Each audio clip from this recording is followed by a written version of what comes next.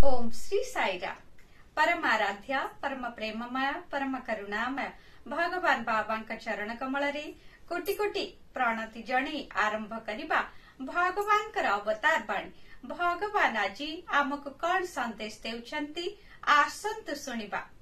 भक्त मानंकु सुख और शांति देबा पाई चारिपटे किछि असुर रहिबा नित्यांत आवश्यक। सेपरि शिशु को खुशी रखिबा पाई माँ ता चतुर्पार्श्वरे अनेक मिठेई बिस्कुट और खेलना आदि रखी थाए। माँ से गुड़िक द्वारा कौनसी प्रकारे लाभान्वित होई न थाए, किंतु शिशुटी कांदिले माँ आदौ सही पारे नाही। सेहीपरि भक्त को सुखी रखिबा पाई ता भितरे अंतर्निहित दिव्यत्व को जागृत करिबा पाई जगत एवं विरोधी चरित्र भली अजथा कथा ता चारिपटे रखिबा आवश्यक। ता द्वारा भगवान आमर विभिन्न प्रकार परीक्षा करिथांती।